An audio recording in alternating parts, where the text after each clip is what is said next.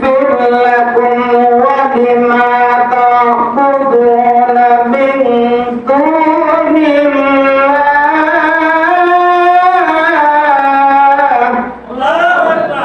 أفلا تعقلون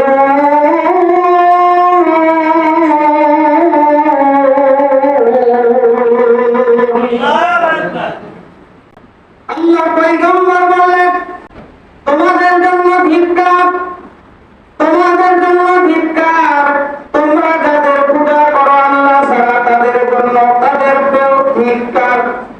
আফালা তাআকিলুন, তোমরা কি বুঝবে না? قالوا حرقوه وانصروا آلهتكم إن كنتم فاعلين।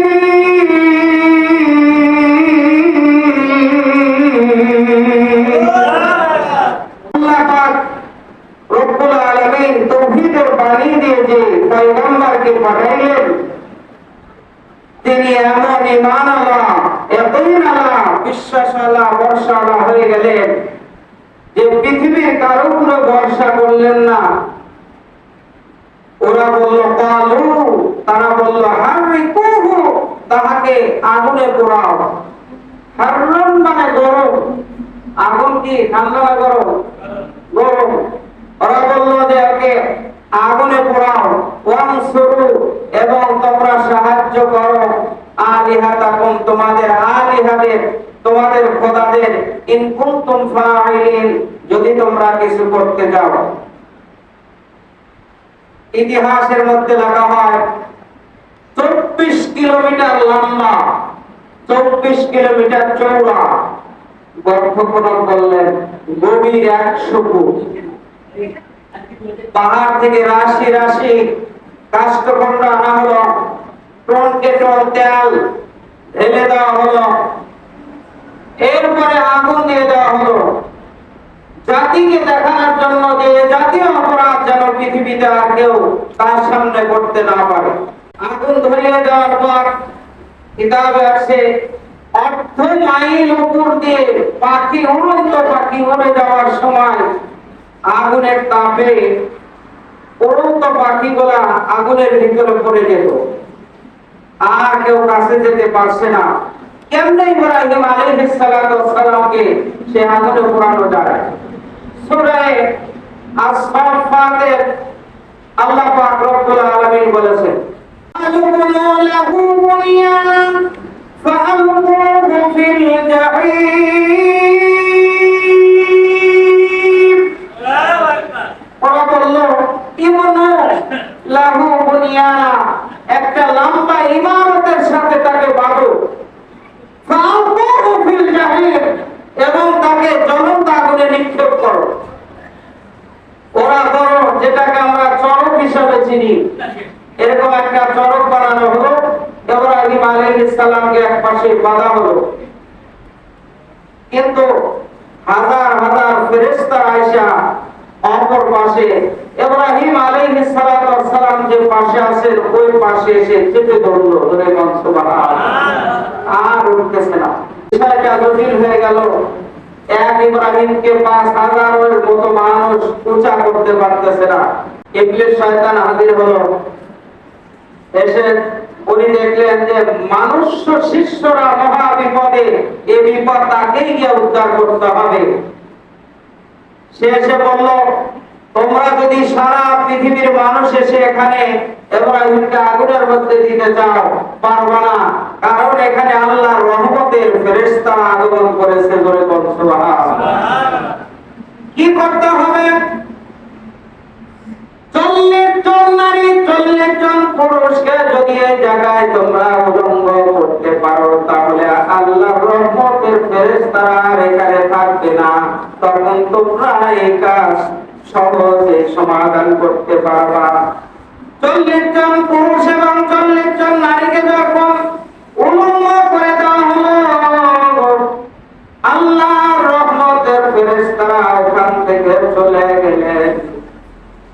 এই সময় তারা ইব্রাহিম আলাইহিস সালাতু ওয়াস সালামের বাধা অপর পাশে চাপিয়ে আগুনের মধ্যে দিবে।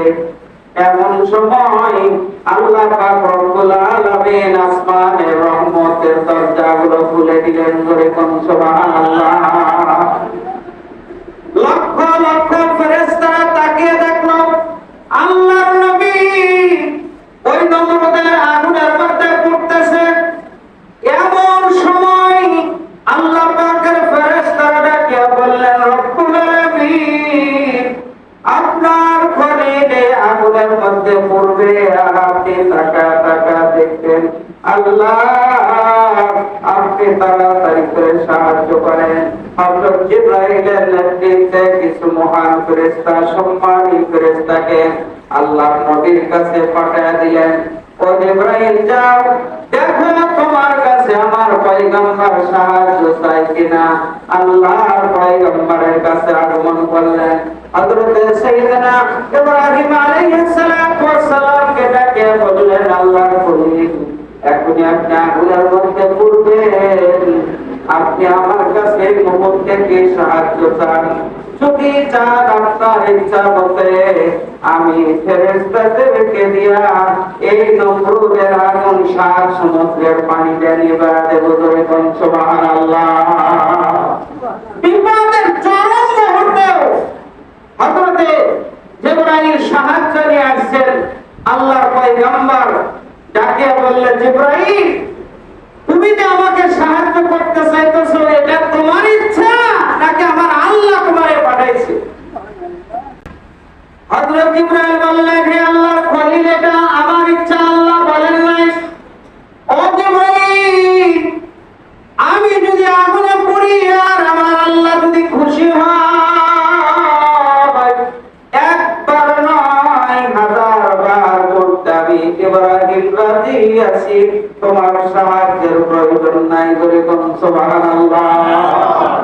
ইব্রাহিম আলাইহিস সালাতু ওয়াস সালাম ওই সময় বুঝতে পারছে হায় রে ঈমানের কি পাওয়ার।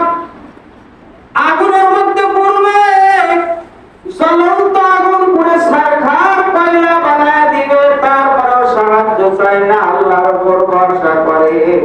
হযরত ইব্রাহিম তাকায় দেখতেন যে কেমনে হযরত ইব্রাহিম আগুনের মধ্যে পড়ে, আগুনের মধ্যে পড়বে বাপ।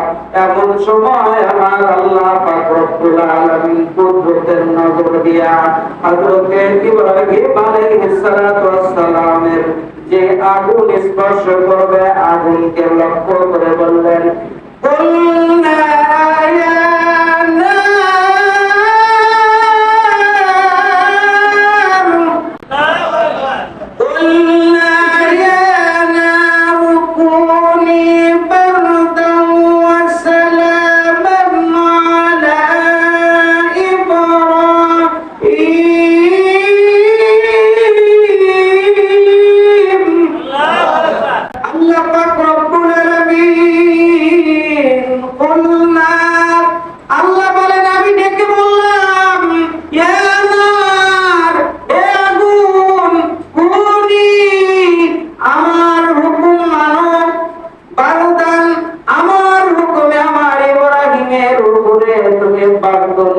ঠান্ডা ঠান্ডা হয়ে যাও।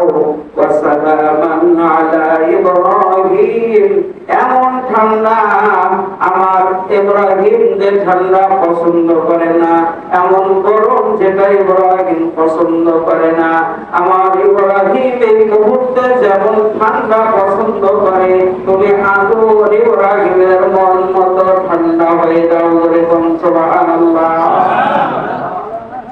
হযরত ইব্রাহিম আলাইহিস সালাতু ওয়াস সালামকে আগুনে ঠিকই ফেলা হলো, ঠিকই পতিত হলেন, কিন্তু আল্লাহ পাকের পয়গম্বর নমরুদের ওই 24 কিলোমিটার আগুনের গর্তের ভিতরে পড়লেন ঠিকই, কিন্তু আগুন চতুর্দিকে জলের মাঝখানে আগুনকে ফুল বাগান আল্লাহ বানায় দিলে। আগে লোকতে কেসে রাখি যাহারে কাজ বাবলে লসনারে রাগুল জারে কাজ। আজ যদি কেউ রাখিতে পারো ইব্রাহিমের মতোই মান, তুমিও করিতে পারো আগুনকে ফুলের বাগান। বলে মারহাবা, আর বলে মারহাবা।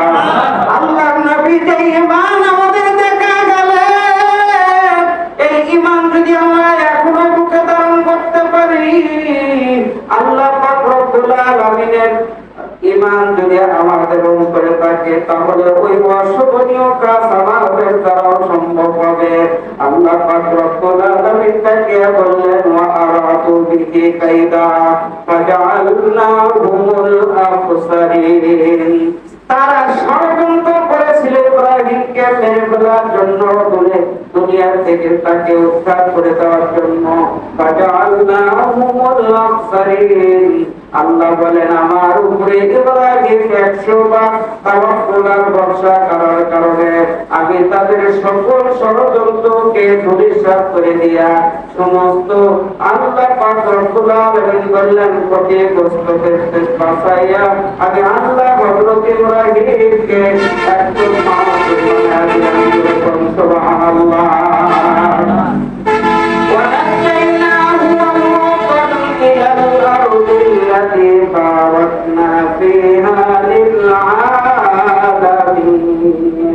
আল্লাহ পয়গম্বর আগুনের মধ্যে যখন ফুলবাগান হয়ে গেল, হযরত ইব্রাহিম আলাইহিস সালামের দিকে তাকায় দেখে চতুর্দিকে আগুন জ্বলে, কিন্তু ইব্রাহিমের কাছে আগুন জ্বলে না। নমরুদ হতভম্ব হয়ে গেলেন। হায় রে, কোটি কোটি টাকা খরচ করিয়া আমি ইব্রাহিমকে মারার জন্য চেষ্টা করলাম, কিন্তু আমার চেষ্টা ব্যর্থতায় পর্যবসিত হয়ে গেল। ইব্রাহিমকে ডাকলেন, ইব্রাহিম তুমি আসো আমাদের দিকে।